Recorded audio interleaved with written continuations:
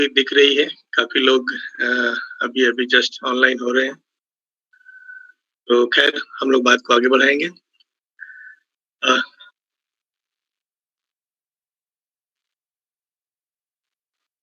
अच्छा, अच्छा, अच्छा। आगे बढ़ो सर।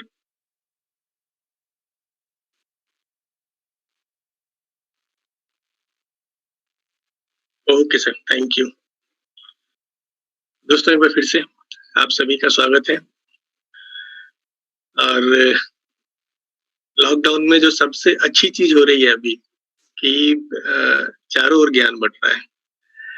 हम सबके पास मौका है। मैं भी दिन भर में जितनी मीटिंग्स होती हैं, सुनता हूँ और उनसे सीखता हूँ और हम सब के लिए एक अच्छा मौका हाथ लगा है कि हम सब अपने नॉलेज को शार्प कर सकते हैं, अपनी जानकारी बढ़ा सकते हैं और ये जब हमारी जानकारी बढ़ेगी, जब हमारा नॉलेज शार्प होगा, तो आने वाले समय में हम लोग अपने बिज़नेस को और कई गुना बढ़ा सकते हैं दोस्तों। आज का जो हमारा टॉपिक है, रिएक्शन प्रोडक्ट्स क्यों आज घर-घर की ज़रूरत है। ये तो हम सभी जानते हैं दोस्तों कि आज से लगभग 26 साल पहले डॉक्टर लिन ने जब ये डीएक्शन का मिशन शुरू किया था, तो उस ज़माने में उन्होंने इम्यूनिटी की बात करनी शुरू की थी, सेल की बात करनी शुरू की थी और यकीन मानिए दोस्तों जब हम लोगों ने भी पहली बार डीएक्शन के बारे में सुना था, आप लोगों ने भी सुना होगा, तो ये ऐसी चीज़ थी जो अचानक से लोग इस पे बिलीव नहीं कर पाते हैं। तो ये क्या बात हो रही है? इम्यूनिटी, सेल हमने तो कभी सुना ही नहीं है। हम तो इतना ही जानते हैं कि दर्द हो रहा है तो गोली खा लो। सिर दर्द की गोली अलग होती है, पेट दर्द की गोली अलग होती है। तो इस तरीके के नॉलेज के साथ हम लोग चलते आ रहे थे, जिसके वजह से इन चीज़ों पे बिलीव करना हमारे लिए मुश्किल हो रहा था। लेकिन आज दोस्तों देख लीजिए, आज क्या समय आ चुका है। इम्यूनिटी आज की टॉप ट्रेंड बनी हुई है। मैंने जो पहला ज़ूम मीटिंग लिया था, उसमें आप लोगों को मैंने दिखाया था, गूगल पे एक ट्रेंड दिखाया था। गूगल पे आप सिंपली डालो इम्यूनिटी और देखो क्या-क्या चीज़ें आ रही है वहाँ पे। तो करोड़ों की संख्या में लोग आज तलाश कर रहे हैं कि भई ये इम्यूनिटी है क्या? और ये इम्यूनिटी को हम बूस्ट कैसे करें? और दोस्तों हम सभी लकी हैं कि हम उस कंपनी के साथ खड़े हैं जो इम्यूनिटी की बात आज से 26 साल पहले शुरू कर दी थी। आज कुछ बातें मैं नहीं करूँगा और कुछ बातें पुरानी जो हमारी बेसिक्स हैं, उन बेसिक्स को समझना ज़रूरी है। बेसिक्स जब हमें समझ में आ जाएगी ना, तो हर प्रोडक्ट को किस तरह से प्रमोट करना है हमें पता चल जाएगा। हम लोग लौट के चलते हैं और बात करेंगे आज दोस्तों अपने बॉडी के बारे में। The human body, an incredible machine.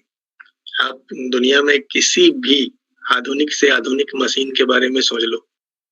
एक महँगी से महँगी कार के बारे में सोच लो, एक महँगी से महँगी बाइक के बारे में सोच लो, एक महँगे से महँगे रोबोट के बारे में सोच लो। इतने तरह की मशीनें हैं। हमारे घर में एक एसी लगा हुआ है, एक बटन दबाओ आप ठंडी हवा आती है, बटन दबाओ गर्म हवा आती है। गाड़ियों में आजकल कीलेस हो चुका है, एक बटन दबाओ गाड़ी स्टार्ट हो जाती है। तो एक से एक मशीनें हैं दुनिया में दोस्तों।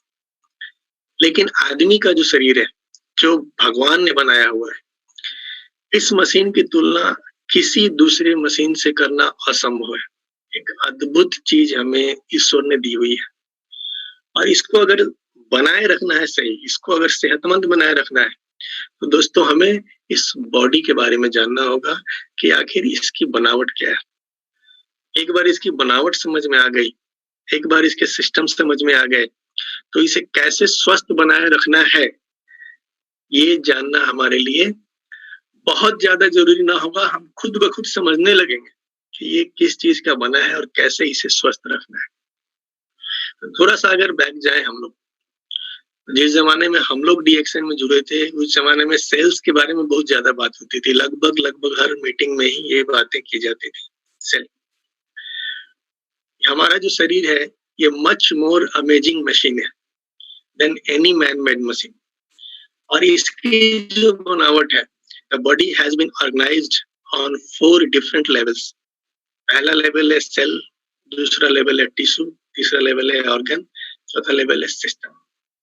और देन कई सारे सिस्टम्स मिलके बनता है हमारा कौन सा पार्ट, हमारा बॉडी बनता है। तो सेल के बारे में अगर बोला जाए तो the cell is the smallest unit of life. Cell हमारे शरीर का, हमारी जिंदगी का एक सबसे छोटा, सबसे सूक्ष्म भाग है, जिसको हम अपने नंगी आंखों से देख नहीं सकते, लेकिन हमारा इंटायर हेल्थ दोस्तों इस सेल से जुड़ा हुआ है। एक हेल्दी सेल के बिना एक हेल्दी बॉडी की हम कल्पना भी नहीं कर सकते। और थोड़ा सा वैज्ञानिक टर्म में जाएं तो इसको बोलते हैं सेलुलर हेल्थ, यानी कोशिकाओं का सेहत। अगर कोशिकाएं स्वस्थ हैं तो ही हमारा बॉडी स्वस्थ हो सकता है। यहाँ बहुत सिंपल शब्दों में आप ये स्क्रीन पे देख रहे हैं कि healthy cells equal to healthy tissues. Tissue किसके बने हैं? सेल्स के। तो जब कोशिकाएं स्वस्थ होंगी, टिश्यू स्वस्थ होंगे।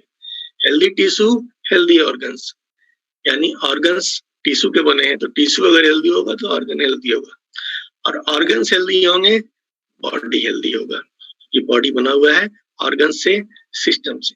सिंपल चीज है कि सेल्स के हेल्दी होने से हमारे पूरे के पूरे बॉडी के स्वास्थ्य का सीधा सीधा संबंध है।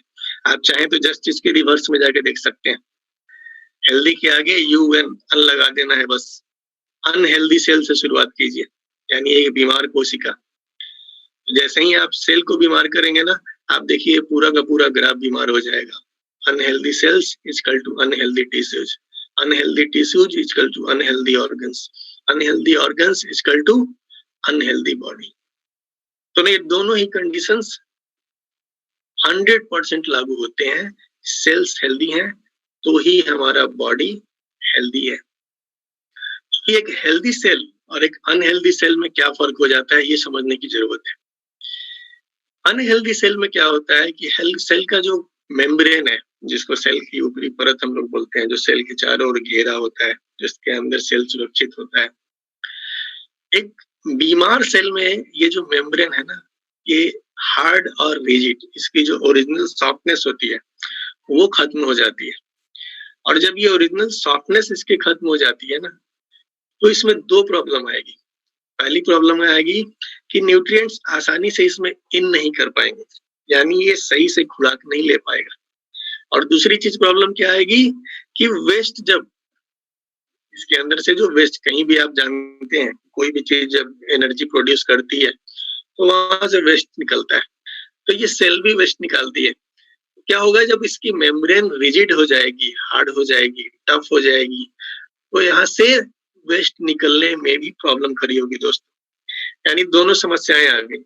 पहला क्या हो गया कि न्यूट्रिशन अंदर नहीं जा पाएगा, दूसरा क्या होगा कि वेस्टेज बाहर नहीं आ पाएगा। आप सोच सकते हो कि आप इसका ठीक अपने शरीर से तुलना कर लो कि कुछ ऐसी स्थिति बन जाए कि आप कुछ बढ़िया चीज अपने मुंह में डाल नहीं पाओ, और चलो जो भी गलती से डाल लिया थोड़ा बहुत, अब वो वेस्टेज बॉडी से निकल नहीं पाए, तो आपके बॉडी की क्या दुर्दशा होगी दोस्तों। ये चीज अगर आपके बॉडी के प्रत्येक सेल में होना शुरू हो जाए, एक हेल्दी सेल क्या करता है, वो न्यूट्रिशन को आसानी से लेता है, वेस्ट को आसानी से आउट करता है। लेकिन एक बीमार सेल क्या करेगा, न खा पाएगा न वेस्टेज निकाल पाएगा। तो जो मैंने बताया अभी कि ठीक इसका reverse, unhealthy cell, unhealthy body हमारे सामने आकर खड़ा होता है दोस्तों। तो सेल्स हमारे लिए बहुत ही महत्वपूर्ण है और सेलुलर हेल्थ हमारे लिए बहुत ही महत्वपूर्ण है। हमें ये समझने की जरूरत है कि जब हमें भूख लगती है तो हमारा बॉडी जो डिमांड करता है ना, वो न्यूट्रिशन डिमांड करता है। बॉडी कभी भी हमें खाने का नाम नहीं बताता है कि अभी पिज्जा डालना है, अभी बर्गर डालना है, अभी चावल डालना है, अभी रोटी डालनी है, अभी तड़का डालना है, या अभी मटन डालना है, चिकन डालना है। नहीं, बॉडी तो न्यूट्रिएंट मांगता है। उसमें क्या डालते हैं हम, ये तो हमारी जीभ डिसाइड करती है। और आज जो टर्म है हमारे सामने, इम्यूनिटी, आज से पहले इतनी पॉपुलैरिटी इम्यूनिटी को कभी नहीं मिली हुई थी।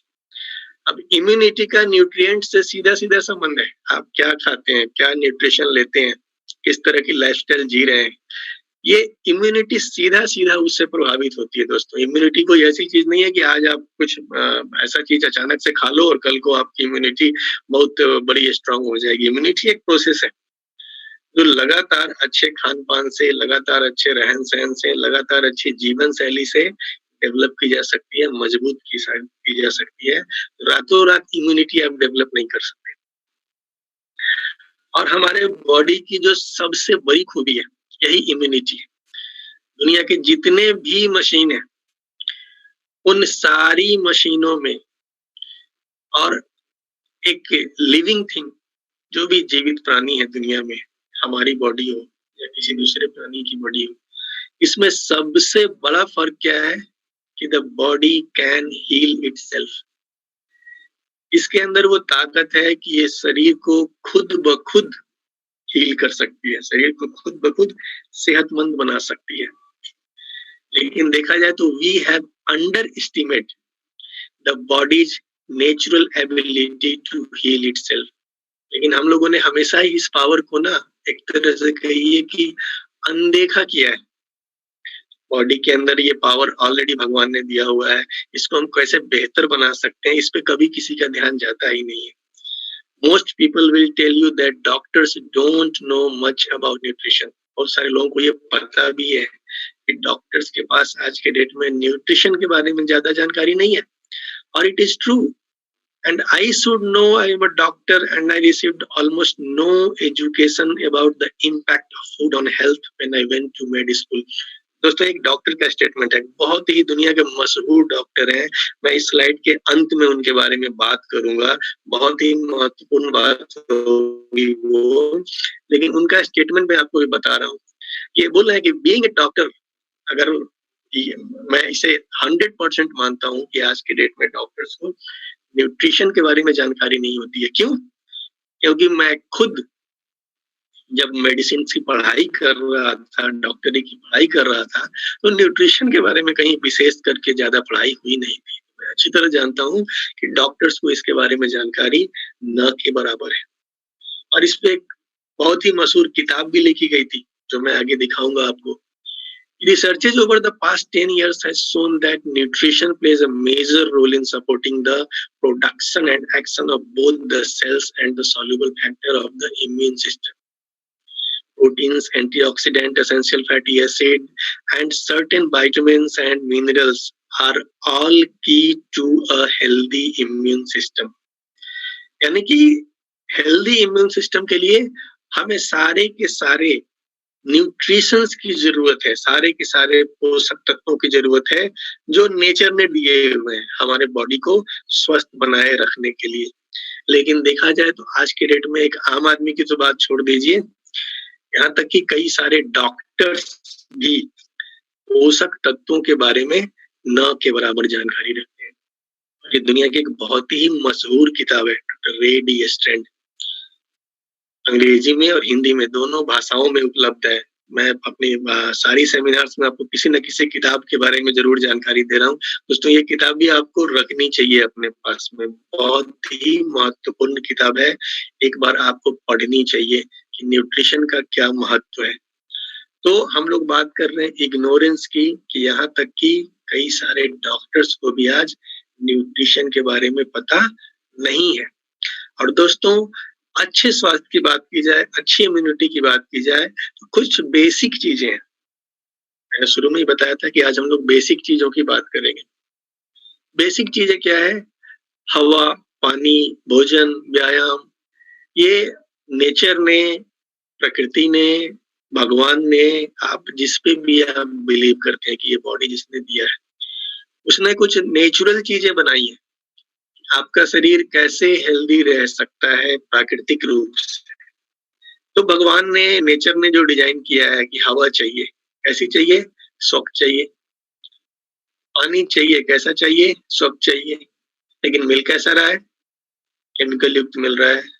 पानी कैसा मिल रहा है? केमिकल युक्त मिल रहा है। भोजन चाहिए, कैसा चाहिए? पोषक चाहिए। भोजन के साथ एक शब्द लगा हुआ है, पोषक होना चाहिए। लेकिन ये भोजन भी आज कैसा है हमारा? केमिकल युक्त है। बहुत लंबा चैप्टर है ये, वहाँ पे मुझे बहुत डिटेल में अभी नहीं जाना। इसके अलावा व्यायाम, शरीर के हर कोशिकाओं तक पोषक आहार पहुंचे, ऑक्सीजन पहुंचे, ये काम हमारे शरीर में ब्लड करता है। और भागने से, दौड़ने से, व्यायाम करने से, शारीरिक एक्टिविटी करने से ये ब्लड का सर्कुलेशन क्या होता है हमारे बॉडी में बढ़ता है। हमारा सांस, जब आप भागते हैं, दौड़ते हैं, चलते हैं, तो क्या होता है, फेफड़े ज्यादा हवा लेते हैं, आप जोर जोर से सांस लेते हैं, यानी बॉडी ऑक्सीजन ज्यादा इंटेक करता है। तो ये सारी चीजें प्रोसेस बने हुए हैं स्वस्थ रहने के लिए। लेकिन आज स्थिति क्या है कि पोषक चीज हमें मिल रहा है, नहीं मिल रहा है, और केमिकल क्या हो रहा है, हमें हर चीज में मिल रहा है, हवा में मिल रहा है, भोजन में मिल रहा है, पानी में मिल रहा है, बढ़ा हुआ है।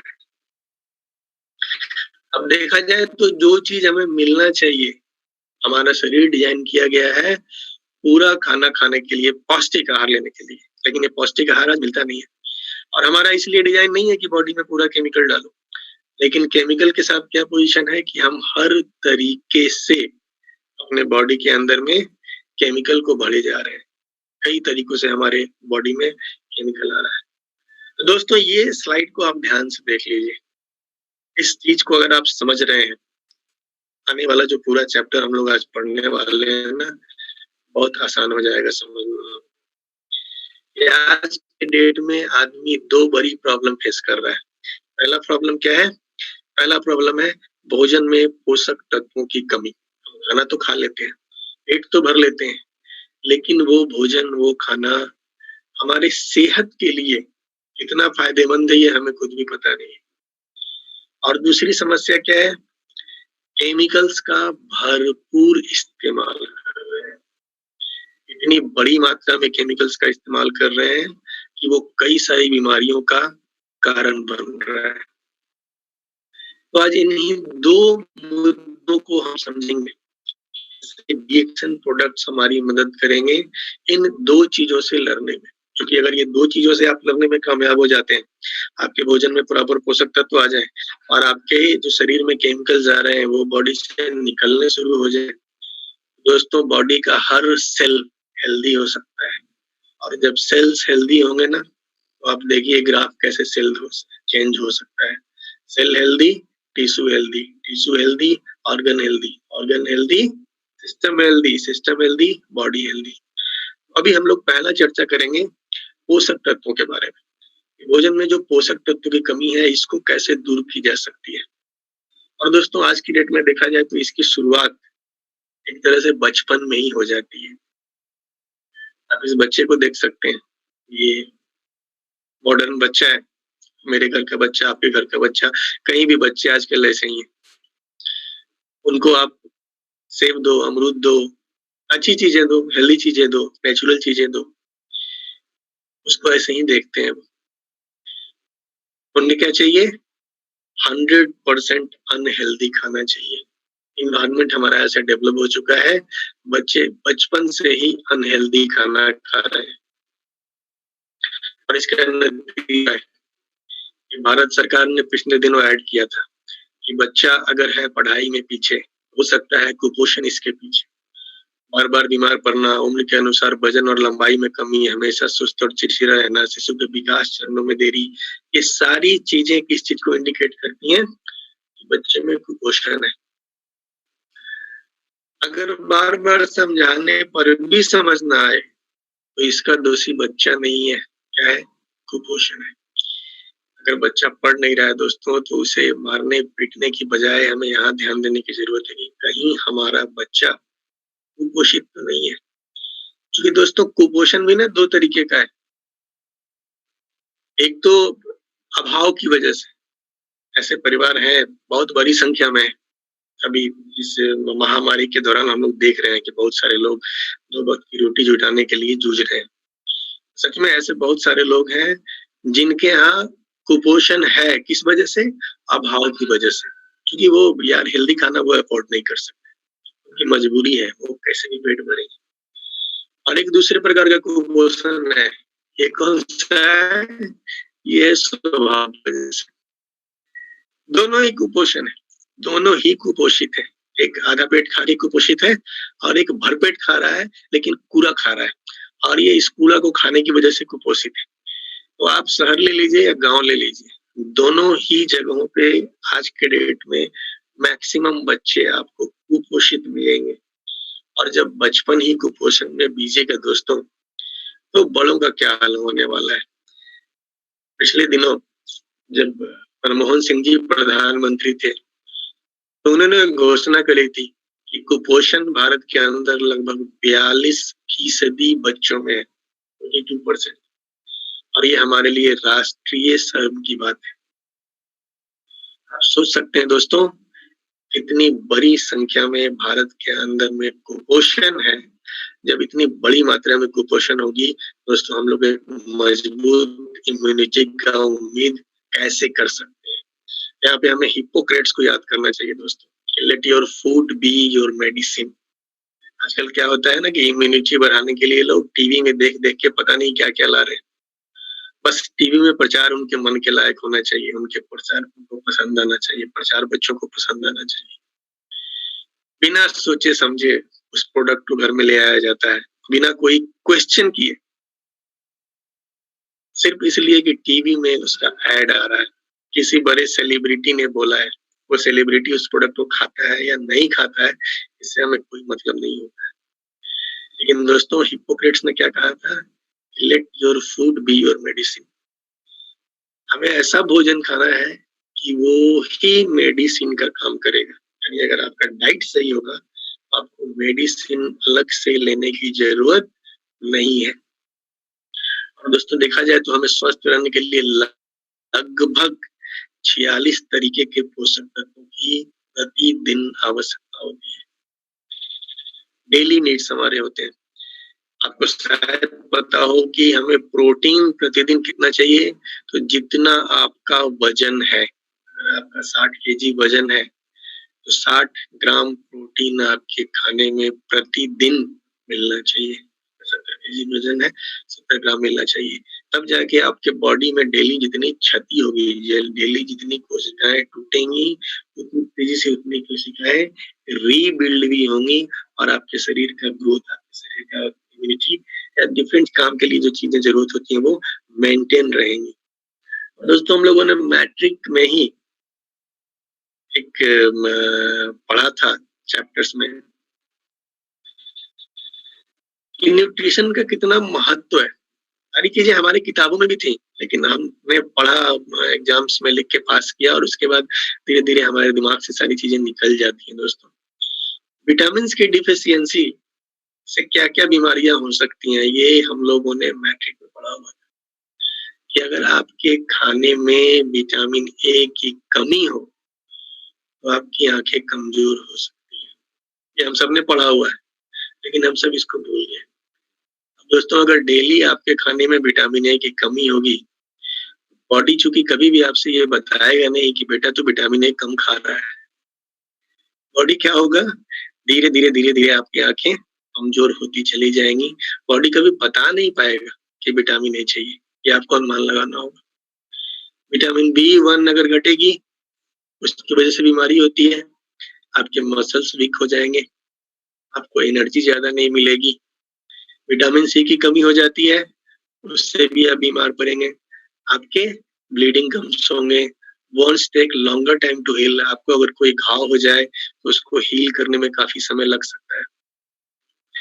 जितनी भी न्यूट्रिशंस हैं, पोषक तत्व हैं, इन सब का सीधा सीधा संबंध है इस बात से कि अगर आपके खाने में वो कमी होगी, आपके भोजन में उसकी कमी होगी, तो आपका शरीर क्या होगा, बीमार पड़ेगा। अब हमारे पास एक बहुत ही बेहतरीन रास्ता है। इस रास्ते के थ्रू आप सीधा सीधा कितने तरह के न्यूट्रिशंस आपके बॉडी में चाहिए वो इकट्ठा अपने बॉडी में डाल सकते हैं। क्योंकि दोस्तों, देखा जाए ना तो 46 के 46 पोषक तत्व एक साथ किसी भी दूसरे खाद्य पदार्थ में नहीं मिलते, किसी भी में नहीं। आप टमाटर खा लो, कुछ उसमें मिल जाएंगे, सारे नहीं मिलेंगे। आप भिंडी खा लो, कुछ उसमें मिल जाएंगे, कुछ खीरा में मिल जाएँगे। यानी अगर आपको सारे के सारे पोषक तत्व चाहिए तो एक बड़ा बास्केट आपके घर में होना चाहिए। सलाद की मात्रा बहुत बड़ी मात्रा में आपको डेली खाना होगा। लेकिन इतना समय हमारे पास नहीं है दोस्तों। ऐसे समय में एक बेहतरीन सॉल्यूशन हमारे सामने खड़ा है, जिसका नाम है डी-एक्सेन स्पिरुलिना। और दोस्तों ये एक ऐसा खाद्य पदार्थ है, जो धरती पे सबसे ज़्यादा जीने वाला जो कछुआ होता है, सबसे ज़्यादा 250-300 साल तक इसकी एज होती है। ये जो समुद्री कछुए होते हैं, अमूमन शाकाहारी हैं और साल पे ही इनका जीवन होता है। आप देख सकते हैं कि दुनिया का जो सबसे ज़्यादा जीने वाला जीव है और दूसरा दुनिया का सबसे बड़ा जीव, जिसको हम लोग व्हेल बोलते हैं। व्हेल भी बड़े पैमाने पे समुद्री शैवाल खाती है। दुनिया के ये 2 सबसे ज़्यादा जीने वाले जीव हैं और 2 सबसे ज़्यादा सबसे बड़ा जीव है। ये दोनों ही स्पिरुलिना पे डिपेंडेंट है। स्पिरुलिना बड़ी पैमाने पे खाते हैं। आज हमारे लिए विज्ञान कितना आसान हो चुका है, ये स्पिरुलिना हम भी खा सकते हैं। अगर देखा जाए तो कई सारे इसके अंदर में एक्टिव एलिमेंट्स हैं, जिनमें से एक है फाइकोसाइनिन, जो कि आपके लीवर और किडनी को सपोर्ट करता है। सिंपल सी चीज़ है दोस्तों। अभी क्या होता है ना कि थोड़ी इम्यूनिटी चाहिए, तो बाज़ार में बहुत सारी गोलियाँ भी बिकती हैं। एक आध गोली का प्रचार भी आपने देखा होगा जियो जी भर के। अब मार्केट से आप ला रहे हो ना जियो जी भर के, तो आप जाकर के उसके डब्बे पे देख लो, वहाँ पे डोजेज़ लिखे हुए होते हैं। वहाँ पे ये भी लिखा हुआ था कि इतने साल से कम उम्र के लोगों को लेना नहीं है। इससे एक चीज़ क्लियर हो जाती है कि ये नेचुरल तो नहीं है, क्योंकि नेचुरल चीज़ जो भी होती है ना, उसका कभी भी डोज़ नहीं होता। उसकी डोज़ फ्री, आप घर में दूध लाओ, कभी दूध पे ये लिखा हुआ मिला है आपको क्या कि बड़ा आदमी 1 गिलास पिएगा और छोटा 1 कप पिएगा? नहीं। आप घर में पालक लाओ, उसकी कोई डोज़ होती है क्या? नहीं होती। नेचुरल चीज़ों की डोज़ नहीं होती है। कोई ताकत वाली गोली लेके आते हो ना, बहुत बार क्या होता है कि टीवी में देखा होगा आपने, न्यूज़ में, यूट्यूब में वीडियोज़ मिल जाएँगे बहुत सारे, कि जो उसमें लोहा डाला होता है, बहुत बार वो लोहा पाउडर भी हो सकता है, चुम्बक सटाओ सट जाता है। आप सोच लो, ऐसी-ऐसी चीज़ें मार्केट में मिल रही हैं जो आपके लीवर और किडनी को डैमेज कर सकती है। यहाँ पे स्पिरुलिना के अंदर नेचुरल एलिमेंट्स हैं, जो आपके किडनी और इसके अंदर भरपूर मात्रा में क्लोरोफिल पाया जाता है, जिसको बोलते हैं ब्लड ऑफ प्लांट्स, यानी कि पौधों का खून बोला जाता है इसको। दोस्तों कई सारे दुनिया में रिसर्च हुए हैं जिसके अंदर ये पाया गया है कि जो क्लोरोफिल इंसान के शरीर में ब्लड के रूप में कन्वर्ट हो जाता है। यानी कि अगर आप स्पिरुलिना की भरपूर मात्रा लेते हैं, तो खून की कमी आपके शरीर में नहीं रहेगी, हीमोग्लोबिन की कमी नहीं रहेगी। और ऐसा ये बताने की ज़रूरत नहीं है, चूँकि ये तो सैकड़ों एग्ज़ाम्पल हमारे सामने मौजूद हैं, जिन्होंने स्पिरुलिना खाया और इसका हीमोग्लोबिन के लिए ज़बरदस्त बेनिफिट लिया। इसके अलावा दोस्तों इसमें अमीनो एसिड्स, प्रोटीन्स की अगर बात होती है ना, उसमें 8 एसेंशियल एमिनो एसिड्स होने चाहिए। किसी भी अच्छी क्वालिटी के प्रोटीन में ये होता है। अभी डी-एक्सेन में ये 8 के 8 पाए जाते हैं और ये बहुत ही ईज़िली डाइजेस्टेबल होता है। यानी आप किसी भी एज के आदमी को, छोटे बच्चे से लेकर के बुजुर्ग तक को बड़े आराम से दे सकते हैं, किसी को ये हार्म नहीं करेगा। इसके अलावा इसमें सल्फोलिपिड नाम का एक नेशनल कैंसर इंस्टीट्यूट का कहना है ये कि इसमें सल्फोलिपिड्स पाया जाता है। ये क्या करता है? ये spirulina very remarkably active against the AIDS virus. ये जो इसके अंदर एलिमेंट पाया जाता है ना, ये एड्स के वायरस को कंट्रोल करने में हेल्प करता है। दोस्तों अभी वायरस का काफ़ी हल्ला मचा हुआ है। ऐसी हालत में आप देख सकते हैं कि वायरस के ऊपर क्या इफ़ेक्ट है स्पिरुलिना का। पिछले दिनों आप लोगों ने रामदेव बाबा का वो वीडियो भी देखा होगा। वो भी बता रहे थे कि स्पिरुलिना किसी भी वायरस से लड़ने की क्षमता रखता है। इसके अलावा इसमें पॉलीसेकेराइड्स पाए जाते हैं, जो कि आपके इम्यूनिटी सिस्टम को एनहांस करते हैं, मजबूत करते हैं। विटामिन बी 12 पाया जाता है, जो आपके सेल्स के लिए बहुत ही इफेक्टिव है, मसल्स के लिए। और a single serving of spirulina contains 45% of vitamin B12, यानी कि एक सिंगल सर्विंग में आपको जितना स्पिरुलिना मिलता है उसका 45% विटामिन B12 होता है। और ये एक excellent alkaline based natural whole food है। अल्कलाइन क्या होता है आगे आने वाले और स्लाइड में मैं आपको दिखाऊंगा। यूएसएफडीए इसको बता रहा है दोस्तों। सोच लीजिए कि यूएसएफडीए इस चीज को अप्रूव करता है। डब्ल्यूएचओ की बात करें तो डब्ल्यूएचओ क्या बोलता है कि ये पृथ्वी का सबसे महान भोजन है। यहाँ पे शब्दों पे ध्यान देने की जरूरत है कि ये सबसे महान भोजन है, सबसे महान दवा नहीं है, ये ध्यान रहे दोस्तों। भोजन का मतलब क्या है? सभी खा सकते हैं। ये आयरन एवं प्रोटीन से भरपूर है और ये बच्चों के खाने के लिए भी 100% सुरक्षित है। यानी कि ये ऐसी चीज है जो घर में आप ला रहे हैं तो आपको बच्चों से छुपाने की जरूरत नहीं है। आपके घर में स्पिरुलिना है तो आप भी खाइए, अपने बच्चों को भी जम के खिलाइए। नासा की अगर बात करें तो नासा बोलता है कि 1 किलो स्पिरुलिना 1000 किलो विभिन्न शुद्ध फल सब्जियों के बराबर न्यूट्रिशन रखता है। और यही वजह है कि स्पिरुलिना का इस्तेमाल एस्ट्रोनॉट्स भी करते हैं जो अंतरिक्ष में रिसर्च करने जाते हैं। बराक ओबामा, ये मैंने पिछले स्लाइड में भी आपको पिछले मीटिंग में भी बताया था कि बराक ओबामा की जो दादी हैं, इनका संस्थान है एमसैम, जो दुनिया भर में कुपोषण के लिए काम करता है। इनका मानना है कि कुपोषण से लड़ने के लिए आज के डेट में स्पिरुलिना से बढ़िया कुछ भी नहीं है। और इसकी वजह से ही ये स्पिरुलिना को दुनिया भर में प्रमोट कर रहे हैं और आज की डेट में ये डी-एक्सन स्पिरुलिना को भी प्रमोट कर रहे हैं दोस्तों। ये बहुत ही बड़ी बात है। कोई आम स्पिरुलिना हमारे पास नहीं है। स्पिरुलिना बनाने वाली ढेर सारी कंपनियां आपको मार्केट में मिल जाएंगी। हो सकता है कुछ आपसे सस्ती भी बेच रही हो, लेकिन जो क्वालिटी और जो पावर हमारे पास है कि हमारा प्रोडक्ट यूनाइटेड नेशन में प्रमोट किया जाता है, दोस्तों ये कहीं नहीं मिलने वाला है। और जब अल्कलाइज की बात हो रही थी अभी, तो स्पिरुलिना के बारे में माना जाता है कि ये अल्कलाइन पावर हाउस है, यानी कि ये बहुत ही तेजी से आपके बॉडी को अल्कलाइज करने का पावर रखता है। अभी आप लोगों ने वो थ्योरी जरूर सुनी होगी जो पुराने लीडर्स हैं, हो सकता है नए लोगों को नहीं पता हो कि हम जो डेली खाना खाते हैं उसमें हमें 80% अल्कलाइन खाने की जरूरत होती है और सिर्फ 20% ही एसिडिक खाना चाहिए।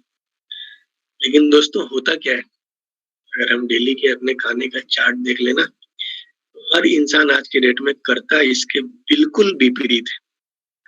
सिंपल भाषा में आप समझ लीजिए कि अल्कलाइन का मतलब होता है लगभग हर चीज जो रॉ है, कच्ची चीजें आप जितनी भी खाओगे ना, सारी अल्कलाइन में आ जाएंगी। और जैसे ही आप पकाना शुरू कर दोगे किसी भी चीज को, पकने के बाद लगभग चीजें क्या होती है, एसिडिक बन जाती हैं। तो अभी हम देख सकते हैं कि आखिर हम जो खाना खा रहे हैं उसमें कितनी बड़ी मात्रा में हम पका हुआ खाना खाते हैं और कितनी बड़ी मात्रा में कच्चे खाना खाते हैं। यानी कि इस थ्योरी के ठीक विपरीत हम लोग चल रहे हैं। इसकी वजह से क्या हो रहा है कि हमारा बॉडी बहुत तेजी से एसिडिक हो रहा है। और एक एसिडिक बॉडी जो है ना, वो बीमारियों का घर होती है। बहुत ही मशहूर किताब है अल्कलाइज और डाई, यानी बॉडी को या तो अल्कलाइज करो या बॉडी आपका डेथ की ओर बढ़ रहा है, या तो बॉडी आपका मर जाएगा। दोस्तों एक डेड बॉडी जो होती है ना, वो लगभग फुल्ली अल्कलाइज्ड होती है, सॉरी एसिडिक होती है। एसिडिक बॉडी का मतलब क्या हो रहा है कि अब आप पे बाहरी वायरस कीटाणु सब अटैक करेंगे। क्या होगा कि डेथ के बाद आप बहुत तेजी से कीटाणु आपके बॉडी पे अटैक करेंगे और धीरे-धीरे आपको विलीन प्रकृति में ले जाएंगे, मिला देंगे। हमें अपने बॉडी को अगर हेल्दी बनाए रखना है ना दोस्तों, तो बॉडी को अल्कलाइन बना के रखना बहुत ज़रूरी है। और आज के डेट में जबकि हम हर समय पका हुआ खाना ही खाते हैं, हमारे पास एक बहुत ही बढ़िया रास्ता है डीएक्सएन स्पिरुलिना के रूप में। हम स्पिरुलिना अगर डेली डाइट में इसको शामिल कर लेते हैं, तो एक तरफ जहाँ हम एसिडिक खाना खा रहे हैं घर का पका हुआ, वहीं पे दूसरी तरफ एक नेचुरल अल्कलाइजर भी हमको मिल रहा है, जो उन खाने के एसिडिक इफेक्ट्स को कम से कम करने में हमारी मदद करेगा और ये हमारी इम्यूनिटी को भी बढ़ाएगा और बहुत सारी बीमारियों से हमें बचा के भी रखने वाला है। लेकिन दोस्तों, बाकी सारे सप्लीमेंट्स की तरह में the source is extremely important. कोई भी दुनिया में कितनी भी अच्छी से अच्छी जड़ी बूटी या जो भी चीजें हैं, लेकिन डिपेंड ये करता है कि आप ले कहाँ से रहे हो, खा कहाँ से रहे हो। स्पिरुलिना को लेते वक्त भी हमें इतनी सावधानी रखनी बहुत जरूरी है। स्पिरुलिना में भी कई सारी ऐसी चीजें, एलिमेंट्स हो सकती हैं, इकोलाई जैसे बैक्टीरिया हो सकते हैं, जो आकर के आपके बॉडी को बीमार बना सकते हैं। तो हमें ऐसी हालत में ऐसा स्पिरुलिना चाहिए जो बिल्कुल ही शुद्ध फॉर्म में हो, जिसमें नुकसान पहुंचाने वाले कोई भी चीज नहीं हो। और दोस्तों, ऐसा ही स्पिरुलिना हमारे लिए लेकर के आए हैं हम सबके चहेते हमारे बिलव्ड डॉक्टर लिम सियोजिन डीएक्सएन स्पिरुलिना, क्योंकि हम सबको पता है कि डीएक्सएन स्पिरुलिना हमारा खुद का प्रोडक्शन होता है। पिछली बार मैंने इसके प्लांट भी आपको दिखाए थे। तो हमारा ये खुद का प्रोडक्शन है। यहाँ पे जो चीजें नेगेटिव करनी है हम नेगेटिव करके बिल्कुल शुद्ध स्पिरुलिना ही ले करके आते हैं। ये एक ऐसा चीज है दोस्तों, जो हम अपने घर में छोटे बच्चों से लेके बड़े बुजुर्गों तक हर किसी के डाइट में डेली शामिल कर सकते हैं। और ये हमारी एक बहुत बड़ी समस्या को सॉल्व करता है। कि कौन सी समस्या थी? ये थी भोजन में पोषक तत्वों की समस्या। हमारी दो समस्याएं थी, हम लोग थोड़ा सा बैक चलेंगे। दो समस्या कहाँ पे थी? हम लोग केमिकल का भरपूर इस्तेमाल कर रहे हैं और पोषक तत्व नहीं ले रहे हैं। तो यहाँ पे हम लोग देख सकते हैं दोस्तों कि पोषक तत्वों की जो कमी थी वो स्पिरुलिना के माध्यम से हम काफी हद तक दूर कर सकते हैं, खत्म कर सकते हैं। अब रही बात केमिकल्स की। केमिकल्स को कैसे खत्म किया जाए? सबसे पहले हमें देखना होगा कि केमिकल आखिर आ कहाँ से रहा है, सोर्सेज क्या है। अभी सिंपली सुबह उठ के जो सबसे पहले हम लोग शुरुआत करते हैं दिन की, ब्रश करते हैं दोस्तों। अभी ये एक मार्केट का बड़ा सा ब्रांड है और इस ब्रांड पे आप देख लो क्या लिखा हुआ है, वार्निंग लिखा हुआ है। वार्निंग कहाँ पे लिखी होती है? जहाँ खतरा होता है। यहाँ पे लिखा हुआ है keep out of the reach of children under 6 years of age. 6 साल से उम्र के बच्चों से इसे क्या करना है? दूर रखना है। If more than used for brushing is accidentally swallowed, get medical help or contact a poison control center right away।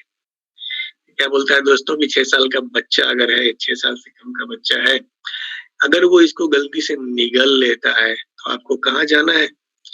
Gate medical help और कॉन्टेक्ट पॉइजन कंट्रोल सेंटर। तो किसके पास जाना है? जहर को जो कंट्रोल करता हो ना, उसके पास भागिए, डॉक्टर के पास भागिए। क्यों? टूथपेस्ट की वजह से। भाई टूथपेस्ट में ऐसा क्या कमाल है? तो उसमें ये चमत्कारी चीज मौजूद होती है, इसका नाम होता है फ्लोराइड। और फ्लोराइड के बारे में दोस्तों माना जाता है कि ये दुनिया में नंबर 1 कैंसर कारक केमिकल है। तो हमारे दिन की शुरुआत किस चीज से हो रही है? नंबर 1 कैंसर कारक से। आपके टूथपेस्ट में फ्लोराइड की जरूरत यदि होगी तो आपको डॉक्टर बताएंगे और डॉक्टर के सलाह पे ही आपको फ्लोराइड बेस्ड टूथपेस्ट का इस्तेमाल करना चाहिए। लेकिन आजकल लगभग बाजार के अंदर सारे के सारे टूथपेस्ट में फ्लोराइड मिला हुआ आता है। तो हमारी गलती से दिन की शुरुआत ही क्या हो रही है? नंबर 1 कैंसर कारक। हमारे घर में जो अनाज आ रहा है उस पे आज इतने सारे हानिकारक केमिकल्स का छिड़काव हो रहा है कि आप देख सकते हैं यहाँ पे कितनी खूबसूरत लाइनें लिखी हुई हैं कि जब बिना चेहरा ढके इनको छिड़का नहीं जा सकता, तो फिर इनको खाया कैसे जा सकता है? अब देख लो कि वहाँ छींटने समय तो चेहरा को ढक लिया गया, लेकिन खाते समय हम लोग क्या करते हैं? वही लाते हैं घर में, बड़े प्यार से पकाते हैं और खाते हैं। ये केमिकल कहाँ जाएगा? हमारे बॉडी में जाएगा। Did you know your skin absorbs everything? अब ये तो चलो मुँह से डाल लिया, लेकिन क्या आपको ये पता है कि आपका स्किन भी खाता है? सुनने में बड़ा अजीब लग रहा है ना? बट दोस्तों आपका स्किन भी खाता है। आपका स्किन जस्ट लाइक एक स्पॉन्ज है। जैसे स्पॉन्ज आप देखे होंगे कभी। स्पॉन्ज क्या होता है? कुछ भी चीज़ पानी-वानी उसके साथ में लिक्विड वो सोख लेता है। आपका बॉडी का जो सबसे ऊपरी लेयर है स्किन, ये भी बिल्कुल ऐसे ही काम करता है। क्या करता है? एक स्पॉन्ज की तरह काम करता है। Did you know that your skin absorbs 60 to 70% of anything you put on your skin?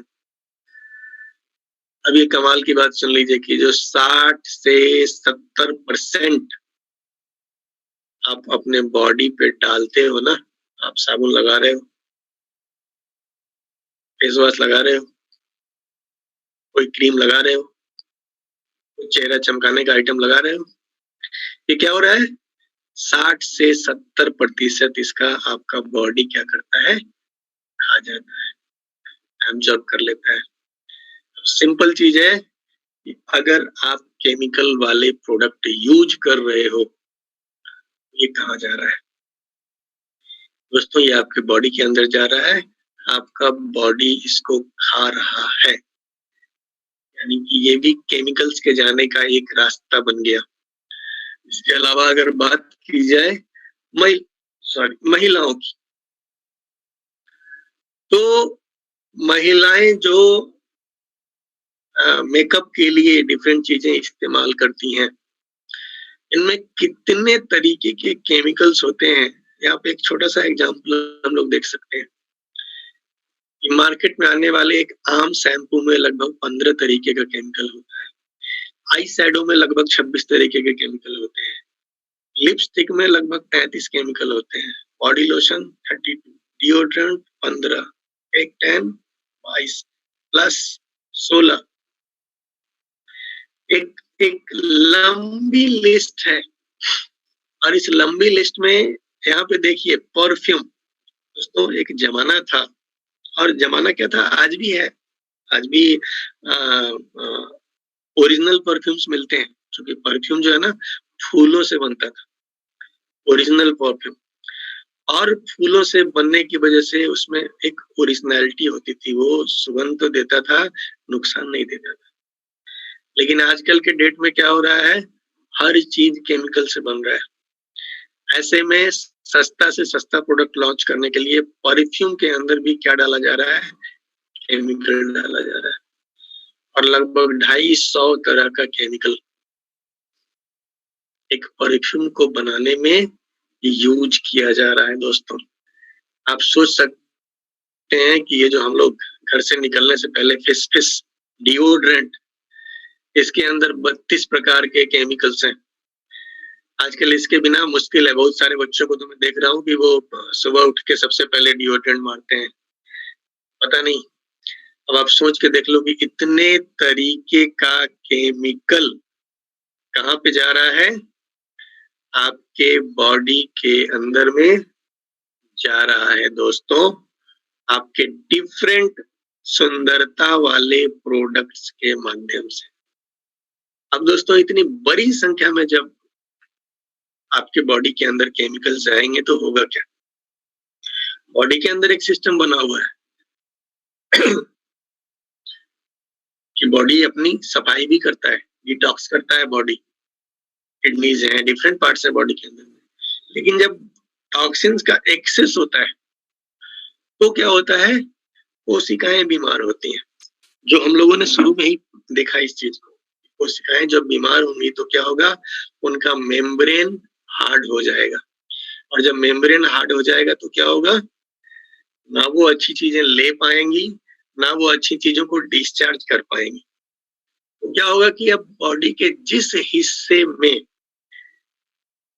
हिस्से के सेल्स में ज़्यादा बड़ी मात्रा में टॉक्सिन्स इकट्ठा होनी शुरू होंगी, वहाँ के सेल्स बीमार पड़नी शुरू होंगी। और जब बीमार पड़नी शुरू होंगी तो क्या होगा, हमारे बॉडी का वो पार्ट बीमार होना शुरू हो जाएगा। अभी आपके लंग्स में अगर ज़्यादा मात्रा में टॉक्सिन्स होना शुरू हो जाए, लंग्स के सेल्स बीमार पड़ने शुरू हो जाए, क्या होगा? लंग्स में इन्फ्लेमेशन आ जाएगी, सूजन आ जाएगी, अस्थमा जिसको हम लोग बोलते हैं, दमा की बीमारी, ये क्या है? एक तरह का इन्फ्लेमेशन है, सूजन है। तो यहाँ पे क्या होता है, आप देख सकते हैं यहाँ 2 तरह से हमारी नलिकाएँ दिख रही हैं। एक ये नॉर्मल नली है और दूसरा ये सूजी हुई नली है, जहाँ पे टॉक्सिन्स का भरमार हो चुका है। अभी क्या हो रहा है कि पहले इसमें आसानी से हवा पास करती थी, अब क्या हो रहा है, इसके अंदर काफ़ी मात्रा में सूजन है, म्यूकस है, इसकी वजह से ये यहाँ से ब्लड का एयर का फ्लो आसानी से नहीं हो पाएगा और जब ये आसानी से नहीं हो पाएगा तो क्या होगा, साँस लेने में तकलीफ आएगी। तकलीफ आएगी तो आप किसके पास दौड़ोगे? फेफड़े के डॉक्टर के पास दौड़ोगे, आपको बताएगा कि अस्थमा है। लेकिन शुरुआत कहाँ से हुई? आपके बॉडी में केमिकल्स के एक्सेस की वजह से इसकी शुरुआत हुई। एक सिंपल सा एग्ज़ाम्पल लेते हैं कि हमारे खाने का जो सबसे पहले हमारा खाना नलियों से मुँह के बाद जहाँ पहुँचता है, हमारे स्टमक में। और स्टमक में क्या होता है कि बॉडी यहाँ पे डिफरेंट टाइप के ऑलरेडी यहाँ पे बड़ा एसिडिक ही माहौल होता है, बहुत ही कड़े केमिकल्स का छिड़काव यहाँ पे आपके खाने के ऊपर किया जाता है, ताकि वो आगे डाइजेस्ट होने के लिए पेस्ट के रूप में तैयार हो। लेकिन जब आपके बॉडी में केमिकल्स का ओवरलोड होगा, बॉडी और ज़्यादा एसिडिक होगी, तब क्या होगा कि यहाँ पे जब एसिड है तो गैस बनेगा। ये हम सभी जानते हैं। आपने घर में अगर कभी बैटरी टीवी चलाने के लिए बैटरी वगैरह चार्ज किया होगा या कोई भी देखा होगा कभी, तो चार्ज होता है एसिड तो उसमें से क्या होता है, निकलता है ऊपर, हवा निकलती है, धुआँदार हवा जब निकलता है बड़ा एसिडिक होता है। एसिड होगी गैस निकलेगा। तो यहाँ भी गैस जो बनता है ना, इतना ही गैस होता है जिसको बॉडी आसानी से पचा सके, झेल सके। लेकिन अगर आपकी बॉडी में टॉक्सिन्स का लेवल बढ़ जाता है, केमिकल्स का लेवल बढ़ जाता है, तो क्या होगा कि ज़्यादा मात्रा में यहाँ पे एसिड फॉर्म होगा और जब ज़्यादा मात्रा में फॉर्म होगा तो क्या होगा, ये देखिए नॉर्मल मात्रा में क्या होता है कि ऊपर जाने का रास्ता बंद होता है। लेकिन जब ज़्यादा मात्रा में होगा तो क्या होगा, ये एसिड इस नली को तोड़ के ऊपर चढ़ जाएगा। और ये एसिड जब ऊपर चढ़ेगा ना दोस्तों, तो ये बहुत ज़बरदस्त दर्द देगा। ये दर्द आपको समझ में ही नहीं आएगा कि हार्ट में पेन हो रहा है या गैस का पेन हो रहा है। जिसकी वजह से बहुत बार आदमी को हॉस्पिटलाइज़ होना पड़ता है। बहुत बार डॉक्टर पकड़ नहीं पाते हैं हार्ट का प्रॉब्लम है या गैस का प्रॉब्लम है। तो केमिकल्स का अधिकता, टॉक्सिन्स का अधिकता हमें कहाँ से कहाँ पहुँचा सकता है। ये हमारे पूरे के पूरे इंटेस्टाइन को डैमेज कर सकता है। हमारे इंटेस्टाइन में ये छोटी-छोटी ग्रंथियाँ होती हैं, बहुत ही महीन, नंगी आँखों से आप नहीं देख सकते। और ये क्या करती हैं, इनसे होकर के जब खाना पास होता है ना, तो ये इसमें से न्यूट्रिशन निकालती हैं, पोषक चीज़ों को निकालती हैं और इनके माध्यम से ब्लड स्ट्रीम में भेज देती हैं। लेकिन क्या होगा जब केमिकल्स की अधिकता लगातार आपके बॉडी में होगी, तो ये जो ग्रंथियाँ हैं वो धीरे-धीरे इस तरह से सपाट हो जाएँगी। नतीजा क्या होगा कि अभी आप बढ़िया खाना खाओगे, वो भी आपके बॉडी को लगेगा नहीं, क्योंकि उसको एब्ज़ॉर्ब करने वाली ग्रंथियाँ ही आपके बॉडी में नहीं है। केमिकल्स आपको यहाँ तक डैमेज कर सकते हैं। इसके अलावा ब्लड प्रेशर से संबंधित, हार्ट से संबंधित बीमारियाँ भी टॉक्सिन्स की वजह से आ सकती हैं, केमिकल्स की वजह से आ सकती हैं। क्योंकि क्या होता है कि हमारे बॉडी के इन वेसल्स में जो हार्ट से खून ले जाती है और ले आती हैं, धीरे-धीरे ये गंदगी जमा होनी शुरू होती है कचरा के रूप में। एक दिन में ये नहीं होता है, कई साल लगते हैं इसमें। लेकिन क्या होता है, जब तक ये ब्लड पास हो रहा है तब तक हमें दिक्कत नहीं होती है। लेकिन एक दिन क्या होता है कि ये इतना बढ़ जाता है कि फिर यहाँ से फ्लो होना ही मुश्किल होता है। फिर आपको दर्द होगा, फिर आप डॉक्टर के यहाँ भागोगे, डॉक्टर आपको टेस्ट करेंगे और टेस्ट करने के बाद पता चलेगा कि आपका ये एक जो ट्यूब है ये ब्लॉक है। फिर क्या होता है, उसकी बाईपास की जाती है। इसको यहाँ से काट करके डायरेक्ट जोड़ दिया जाता है या कई बार एक अलग रास्ते से इसको कनेक्ट किया जाता है। तो वो एक अलग चैप्टर है। तो देखने वाली चीज़ है दोस्तों कि टॉक्सिन्स की अधिकता हमें इतने सारे तरीकों से बीमार बना सकती है। अगर हमें अपने शरीर को इन सारी समस्याओं से बचाना है तो हमें क्या करना होगा? अपने शरीर में आने वाले केमिकल्स को बॉडी से डिस्चार्ज करना होगा। अब देखा जाए तो आजकल की जो स्थिति है, उसमें आप बॉडी में केमिकल आने से रोक नहीं सकते। कि हवा में केमिकल है, पानी में केमिकल है, खाने में केमिकल है, आप रोक नहीं सकते। क्योंकि आप पानी पीना बंद नहीं कर सकते, सांस लेना बंद नहीं कर सकते, खाना खाना बंद नहीं कर सकते। और ये एक ऐसे केमिकल्स हैं बॉडी के अंदर में जो ऐसा भी नहीं है आपकी अगर मोहल्ले में कचरा जमा होता है तो म्युनिसिपैलिटी वाले बंदे आते हैं उसको उठा करके फेंक देते हैं। अभी बॉडी के अंदर कोई ट्रैक्टर भी नहीं है जो जाए और जा करके सफाई करके आए। ऐसी हालत में हम कहाँ जाएंगे दोस्तों? ऐसी हालत में हमारे पास एक बेहतरीन जड़ी है, इसका नाम है गैनोडर्मा। और ये इतनी दुर्लभ थी कि आज से कुछ साल पहले तक इसको दुनिया में कुछ अमीर लोग ही खाते थे, सबके बस की ये चीज नहीं थी। इसकी खासियत क्या है कि यह एक एडेप्टोजन है। एडेप्टोजन क्या होता है मैं आने वाले स्लाइड में बताऊंगा।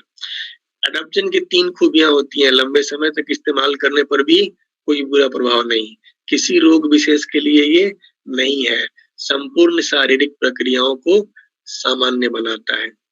सिंपल चीज है, मैं सारी चीजें जो है ना आपको प्रूफ के साथ दिखाता हूँ।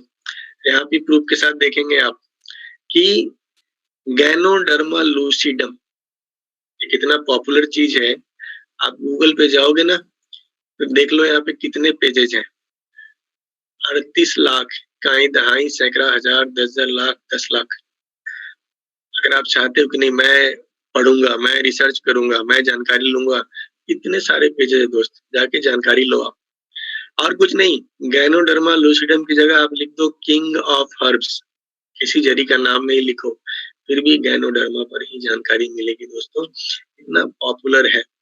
हम लोग जो एडेप्टोजन की बात कर रहे थे, ये royal medical society of Russia, Australia और इंग्लैंड ने मिलकर के एक टर्म बनाया था एडेप्टोजन। अगर गैनोडर्मा की बात करें तो शिनो होन्सोक्यो जो जापान की एक किताब है, लगभग 2000 साल पुरानी किताब इसको मानी जाती है दोस्तों। इसमें दुनिया के कई सारे प्रमुख जड़ी बूटियों का उल्लेख है, जिसमें इसके बारे में बताया गया है कि ये गॉड्स हर्ब्स है, यानी देवताओं की जड़ी। और ये कई सारी बीमारियों से, कैंसर जैसी गंभीर बीमारी से भी आपको राहत दे सकता है, ये कहना है the prestigious Japanese doctor Fukumi Morisi है, जो कि Linus Pauling Institute of Science and Medicine America का इंस्टीट्यूट है। इसको कई सारे नोबेल प्राइजेस मिले हुए हैं। वहां के डॉक्टर इस तरह का स्टेटमेंट दे रहे हैं दोस्तों, ये बड़ी बात है। ये तो विदेश की बात हो गई। हमारे देश की अगर बात करें तो अमला cancer research institute Thrissur Kerala, professor के जनार्दनन, इन्होंने भी इसके ऊपर में रिसर्च किया हुआ है। और ये क्या बोलते हैं कि our research has shown that methanolic extract of Ganoderma lucidum possesses significant anti-tumor and antioxidant activities, यानी कि ट्यूमर को घटाने के लिए ये बहुत ही हेल्पफुल है। इसके अलावा डॉक्टर एंड्रू विल, जो कि दुनिया के बहुत ही बड़े वैद्य में इनकी गिनती आती है आयुर्वेदिक डॉक्टर्स में। टाइम मैगजीन के कवर पे इनकी फोटो छपी है, तो आप समझ सकते हैं कितनी बड़ी हस्ती हो गई है। ये भी अपने आर्टिकल में किस चीज के बारे में लिखते हैं? रेसिगैनो टी। ये क्या बोल रहे हैं कि रेसी इम्प्रूव्स इम्यून फंक्शंस, आपके इम्यूनिटी को स्ट्रॉन्ग करता है। कौन? रेसिगैनो। और दोस्तों मैंने शुरू में आपको एक स्टेटमेंट दिखाया था, एक डॉक्टर थे जो बता रहे थे ये सच है कि डॉक्टर्स को मेडिसिन के अलावा न्यूट्रिशन के बारे में कुछ भी जानकारी नहीं होती, उन्हें पढ़ाया ही नहीं जाता है। ये डॉक्टर हैं दोस्तों विलियम डब्ल्यू ली, बहुत ही मशहूर डॉक्टर हैं और इंटरनेट पे आपको इनके बारे में काफी जानकारी मिल जाएगी। इन्होंने एक लिस्ट अभी जारी की है कि 10 things to eat right now to fight back against कोविड-19। कोविड-19 मतलब कोरोना वायरस। कोरोना वायरस से क्या बोल रहे हैं ये? फाइट करने के लिए। ये नहीं बोल रहे कि उसका इलाज कर देना है। बोल रहे हैं उससे फाइट करने के लिए इम्यूनिटी को अगर आपको स्ट्रॉन्ग करना है, तो 10 चीज़ों का नाम इन्होंने बताया है। वो 10 चीज़ें आपको खानी चाहिए।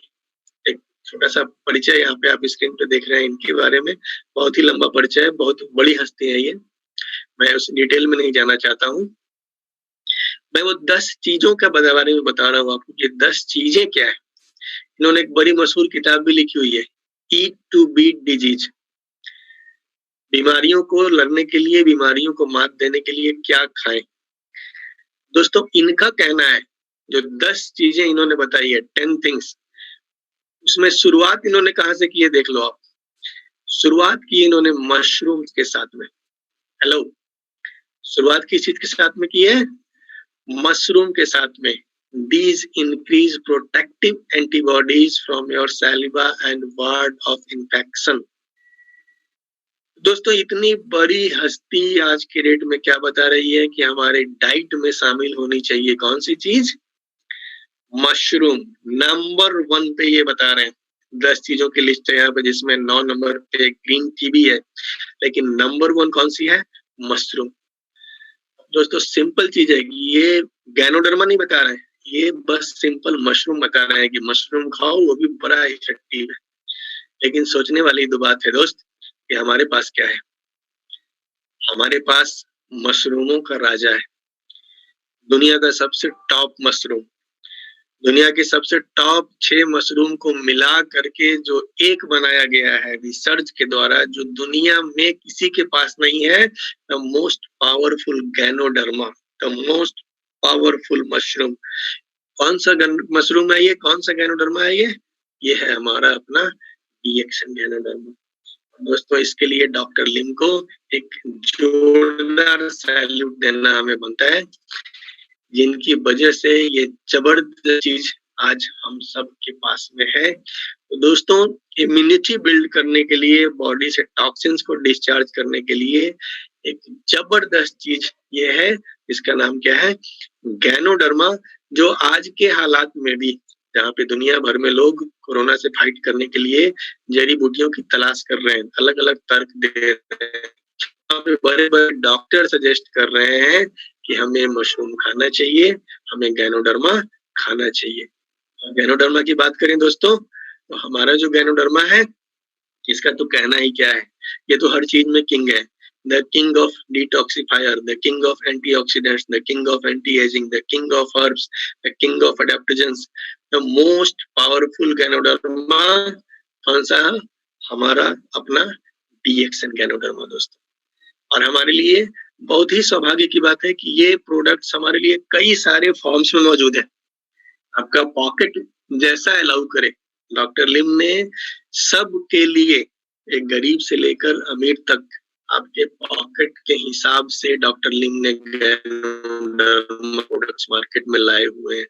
मैं सबको यहाँ नहीं मैंने दिखाया है, बट कुछ प्रोडक्ट्स तो मैं दिखा रहा हूँ। आपका पॉकेट अलाउ करता है, आप सीधा का सीधा गैनोडर्मा का आरजीजीएल खाओ। और आपका पॉकेट अगर नहीं अलाउ कर रहा है, तो आप गरीबों के डोज में भी ले सकते हो, चाय ले सकते हो, जहाँ ₹1.5 ₹2 कप में भी आपको वही फायदा मिलेगा। जो गैनोडर्मा का खूबी क्या है कि माइक्रो डोज में भी ये बहुत बार बहुत बेहतरीन रिजल्ट।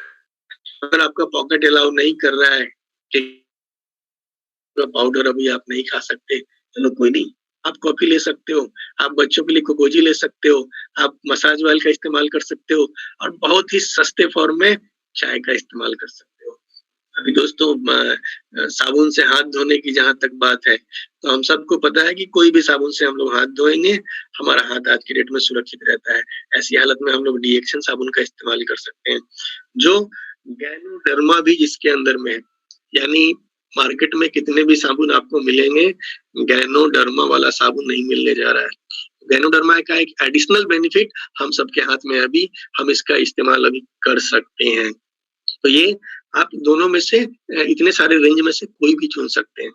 मेरा जो उद्देश्य था यहाँ पे बताना कि कुपोषण से बचना है, केमिकल से बचना है, और ये दोनों से बचने का सॉल्यूशन हमें कैसे मिल रहा है? एक तरफ स्पिरुलिना है डीएक्सन का, जो हमें कुपोषण से बचाता है, दूसरी तरफ चाय है, जो हमें गैनोडर्मा है, जो हमें केमिकल से बचाता है, हमारी इम्यूनिटी को और ज़्यादा स्ट्रॉन्ग करता है। और एक गरीब से गरीब आदमी भी चाय के रूप में आज इस दुर्लभ जड़ी-बूटी का सेवन कर सकता है, डीएक्सन के माध्यम से दोस्तों। इसके लिए डीएक्सन सिस्टम को एक सैल्यूट बनता है। तो ये तो हमारा लगभग प्रॉब्लम यहाँ पे सॉल्व हो चुका है, इन 2 प्रोडक्ट्स के माध्यम से। लेकिन इसके आगे एक और प्रोडक्ट है हमारे पास, जिसके बारे में एक बहुत ही ज़बरदस्त जानकारी मैं आपको देना चाहता हूँ, क्योंकि आजकल क्या हो रहा है ना, इम्यूनिटी के बारे में बहुत ज़्यादा बात हो रही है, इम्यूनिटी। ऐसी हालत में हमारे पास एक और धांसू प्रोडक्ट है। इस प्रोडक्ट का नाम है डीएक्सन वर्जिन कोकोनट ऑयल दोस्तों। आप में से बहुत सारे लोगों ने इसको यूज़ किया होगा, कर रहे होंगे। नहीं किया है तो आज के बाद विजय सर कोई और ऑपरेट कर रहा है क्या? हेलो? तो ओके सर। तो मैं क्या बता रहा हूँ कि ये इतनी ज़बरदस्त चीज़ है, कोई तो कर रहा है सर, आगे बढ़ाता चला जा रहा है।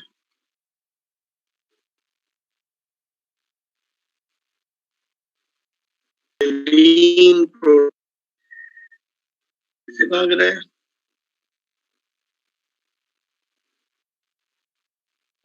शॉर्ट में ही लेना हूँ। तो इस प्रोडक्ट के बारे में दोस्तों क्या कहना है कि ये आपके इम्यूनिटी के लिए इतना ज़बरदस्त आइटम है। मैं बहुत ज़्यादा डिटेल में नहीं जाऊँगा, क्योंकि सेशन ये बहुत लंबा हो जाएगा फिर। लेकिन मैं आपको शॉर्ट में बता रहा हूँ कि इसके हेलो? Okay, okay sir. तो इसके अंदर लॉरिक एसिड इतनी भरपूर मात्रा में होता है, मतलब धरती पे सिर्फ और सिर्फ इसकी तुलना माँ के दूध से की जा सकती है लॉरिक एसिड के मामले में। लॉरिक एसिड जो कि हमारी इम्यूनिटी का बेस होता है दोस्तों। आप इंटरनेट पे जाएँ और आप इसके बारे में जानकारी जुटा सकते हैं। एक भारत के बहुत ही ज़बरदस्त बड़े डॉक्टर हैं, डॉक्टर हेगड़े। उनकी स्पीच निकाल कर के सुनिए गैनोडर्म इस वर्जिन कोकोनट ऑयल के बारे में। तो पता चलेगा कि लॉरिक एसिड जो है ना, इसमें सीधा-सीधा आपको 50% मिलता है, जो और कहीं नहीं मिलेगा। यानी 1 चम्मच पी रहे हो ना, तो आधा चम्मच लॉरिक एसिड है, जो आपकी इम्यूनिटी का बेस है दोस्तों। ऐसी हालत में हेलो? तो क्या होता है ना कि आप 1 चम्मच ले रहे हो, मतलब आधा चम्मच लॉरिक एसिड सीधा आपको मिल रहा है। अभी का जो माहौल है, जहाँ इम्यूनिटी हमें मजबूत बनाए रखनी है, ऐसी हालत में निश्चित रूप से सभी डीएक्सन डिस्ट्रीब्यूटर घर में अगर आपके है, अभी कहीं से आ नहीं पा रहा है, स्टॉक पॉइंट से नहीं, लेकिन घर में है तो पीना अभी शुरू कर दो। आप खुद लो, अपने बच्चों को दो।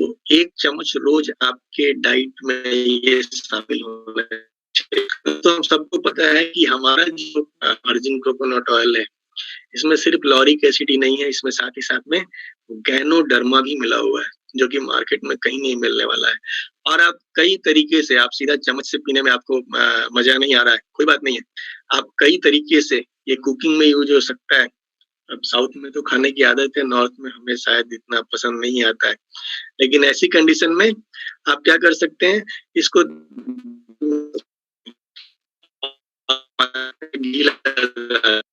और इस तरह से मज़ा आ जाएगा, बन जाएगा और ये तो आप सोच नहीं सकते हो। इसको आप सलाद के साथ में ऐड कर सकते हो। इसके अलावा इसको आप सुबह-सुबह ऑयल पुलिंग के लिए यूज़ कर सकते हो। ऑयल पुलिंग एक प्रोसेस है जिसके अंदर क्या करना है कि सुबह-सुबह 1 चम्मच आपको ये ऑयल लेना है, इसको मुँह में डाल लेना है और लगभग 15 से 20 मिनट तक अपने मुँह में कुल्ला की तरह इसको करते रहना है और 15 मिनट 20 मिनट के बाद में उसको फेंक दीजिए आप। फेंक करके साफ पानी से अपने मुँह को धो लीजिए और ये करके देखिए मुँह की फ्रेशनेस कितनी बढ़ जाएगी, आपके ओरल हेल्थ बहुत बेटर होगा और कई तरीकों से आपको ये फ़ायदा पहुँचाएगा, है ना? इसके अलावा महिलाएँ इसका मेकअप रिमूव करने के लिए मेकअप रिमूवर के तौर पे इस्तेमाल कर सकती हैं। बच्चों के लिए हम इसको इस्तेमाल कर सकते हैं। तो हमें ये प्रोडक्ट दोस्तों अभी निश्चित रूप से यूज़ करना चाहिए और शायद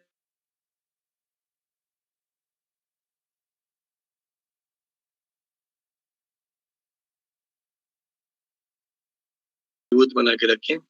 इस ऑफ़र का हमें दोस्तों भरपूर लाभ उठाना है और मैं सिंपली अभी बहुत जितनी चीज़ें मैंने आपको बताई है ना, मैं उनको एक सिम्प्लीफाई करने जा रहा हूँ अभी। बहुत आसान, हम लोग बिहार में रहते हैं, गाँव वाले लोग हैं। तो अभी एकदम गाँव वाली भाषा में आपको मैं बताने जा रहा हूँ। क्या करना है? अभी सिंपल चीज़ समझिए कि स्वस्थ रहने के लिए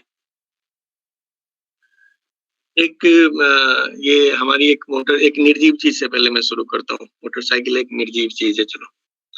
लेकिन मोटरसाइकिल भी जब आपको मिलती है ना, नई गाड़ी आप लेते हो, तो एक फिट गाड़ी होती है। मैं बोलचाल की भाषा में इसे स्वस्थ बोलता हूँ कि चलो फिट है। लेकिन अब आप फिट गाड़ी ले लिया आपने, तो क्या होगा? कुछ इसके साथ टर्म कंडीशंस हैं। जैसे आदमी के लिए हवा, पानी वगैरह-वगैरह चाहिए, इसे भी चाहिए, शुद्ध भोजन चाहिए, पेट्रोल बढ़िया चाहिए, समय-समय पे सर्विस चाहिए। अगर ये सारी चीज़ इसको ना देंगे आप, तो क्या होगा? ये सेकंड वाले फेज़ में आएगा। ये सीधा 3 फेज़ होता है दोस्त, स्वस्थ, कमज़ोर, बीमार। हमें ये समझना है कि पहले ये स्वस्थ से क्या होगा? कमज़ोर होगा। कमज़ोर से क्या होगा? कमज़ोर होने के बाद अगर हम चाहें तो सर्विस करा लो, बढ़िया खुराक दो इसको, ये स्वस्थ हो जाएगा। लेकिन अगर वहाँ भी ध्यान नहीं दिया, वैसे ही चलाते रहे, वैसे ही रगड़ते रहे, तो क्या होगा? तीसरा स्टेज आएगा, बीमार पड़ जाएगा ये, बहुत ज़्यादा डैमेज हो जाएगा और फिर इसको स्वस्थ बनाने में क्या होगा? हमारी मुश्किल बढ़ जाएगी। तो ये 3 चीज़ समझना है दोस्त। अभी आप दूसरा एग्ज़ाम्पल, एक दूसरा जीवित चीज़ हम लोग लेते हैं, पौधे लेते हैं। पेड़-पौधे भी क्या होता है? इनको भी जीवित रहने के लिए कुछ टर्म कंडीशंस हैं। स्वस्थ रहने के लिए पानी चाहिए, खुराक चाहिए। अगर आपने एक पौधा गमला में लगा दिया है और इसको सही मात्रा में पानी नहीं दो, सही मात्रा में खुराक नहीं दो, तो ये क्या होगा?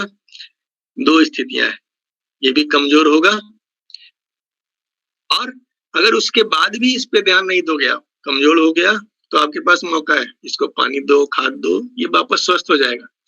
लेकिन अगर वहाँ भी ध्यान नहीं दोगे तो क्या होगा? बीमार पड़ जाएगा ये। तो स्वस्थ से बीमार होने की ना ये कड़ियाँ हैं, पहले कमज़ोरी, देन बीमारी। अभी एक जानवर के साथ भी लो यही कंडीशन है। आप एक जानवर आपके घर में होता है, गाय होती है, गाय स्वस्थ रहती है, कब? जब उसको बढ़िया चारा मिलता है, बढ़िया खाना मिलता है, बढ़िया आहार मिलता है। लेकिन अगर ये सारी चीज़ें उसको ना दें आप, उसकी देखभाल ना करें, तो गाय आपकी कैसी हो जाती है? कमज़ोर हो जाती है। कमज़ोर हो गई तो क्या करना है? उसकी देखभाल करनी है, उसको बढ़िया खाना देना है, उसको बढ़िया से रखना है, ये वापस स्वस्थ हो जाएगी। लेकिन कमज़ोर होने के बाद भी अगर उसकी सेहत की ध्यान नहीं रखी गई, तो क्या होगा ये? बीमार पड़ेगी और तब स्वस्थ होना बहुत मुश्किल हो जाता है। अब ठीक चीज़ यहाँ पे आता है इंसान के अंदर। ये इंसान स्वस्थ होता है, उसको भी कुछ चीज़ें चाहिए सेहतमंद रहने के लिए। अगर ये चीज़ें ना मिलें तो क्या होगा? वो कमज़ोर होगा और कमज़ोर हो गया है तो अभी क्या चाहिए? उसको वापस ये सारी चीज़ें दे दो। पोषक आहार दो, अच्छी पानी ले, अच्छा सूरज का प्रकाश ले, व्यायाम करे, वो फिर से स्वस्थ हो जाएगा। लेकिन अगर इसको इग्नोर किया जाए, तो क्या होगा? अगला लक्षण आएगा उसका, जिसको बोलते हैं बीमारी, वो बीमार पड़ जाएगा। तो दोस्तों किसी भी चीज़ का लिविंग थिंग हो, निर्जीव चीज़ हो, ये 3 फेज़ होते हैं। एक बार वो फिट होता है, केयर के अभाव में वो कमज़ोर होता है, उसके बाद भी केयर ना करो तो वो बीमार होता है। तो हमें क्या करना है? सिंपली देखना है कि आज इंसान कर क्या रहा है। जो चीज़ें हमको स्वस्थ बनाने रखने के लिए चाहिए, क्या वो चीज़ हम ले रहे हैं? आप जो खाना खा रहे हैं उसके प्लेट पे एक बार ध्यान दीजिए कि आप जो खाते हैं उसका 1/4 हिस्सा तो आपको ज़िंदा रखता है, लेकिन 3/4 किसको ज़िंदा रखता है? डॉक्टर को ज़िंदा रखता है। क्यों? क्योंकि ये खाओगे 100% बीमार पड़ोगे, डॉक्टर कमाएगा, आप बीमार पड़ जाओगे। तो सोचने वाली बात है ये कि ज़्यादातर लोग आज किस फ़ेज़ में हैं? इसको बोलते हैं कमज़ोरी का फ़ेज़।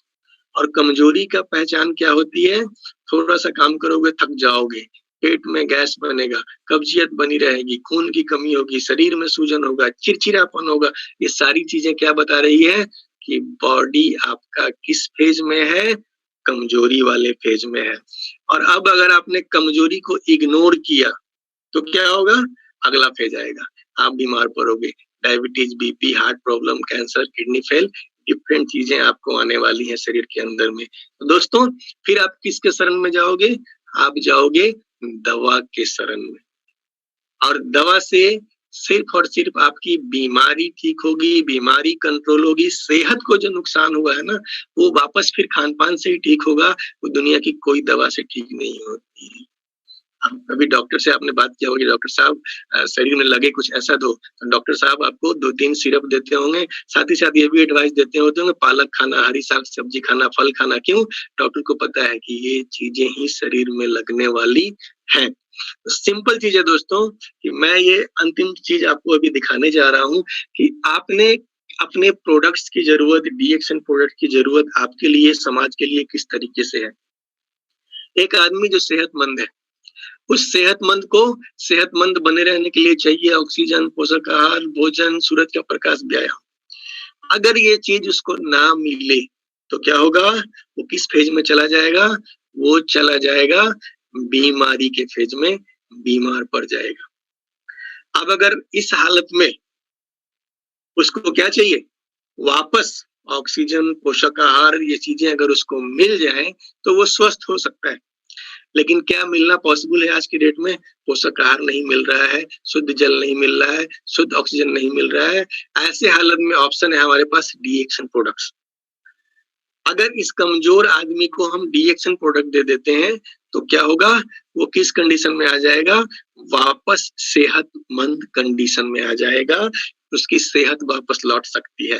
ये रास्ता बहुत छोटा है, आप अभी कमज़ोरी में जी रहे हो, कुछ प्रोडक्ट लेकर के आप वापस सेहतमंद बच सकते हो। लेकिन आज बहुत सारे लोग अभी भी इग्नोरेंट हैं कि चलो भाई अभी पेट में गैस ही तो बन रहा है, थोड़ी थकानी है, कोई दिक्कत नहीं है, देख लेंगे, झेल लेंगे, कोई बड़ी बात नहीं है। तो क्या होगा? अब ये आदमी कहाँ पे जाएगा?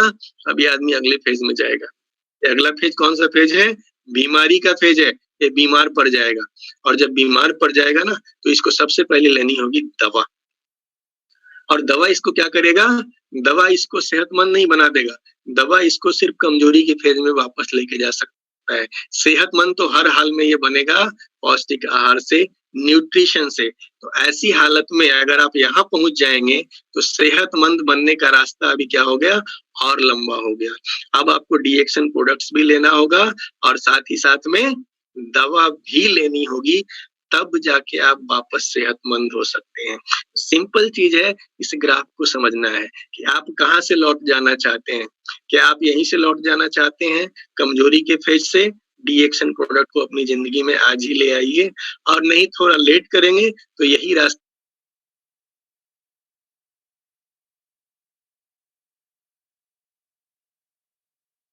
बहुत-बहुत धन्यवाद आप सभी का और मैं अभी विजय सर को माइक ओवर करता हूँ। Thank you Priyaranjan ji, thank you very much sir. बहुत ही बेहतरीन शब्दों में, बहुत ही सरल चीज़ों में आपने बताया क्यों डीएक्शन उत्पाद हमारे खाने में रोज़ ज़रूरी हैं। दोस्तों, आजकल आपने देखा होगा कि बाहर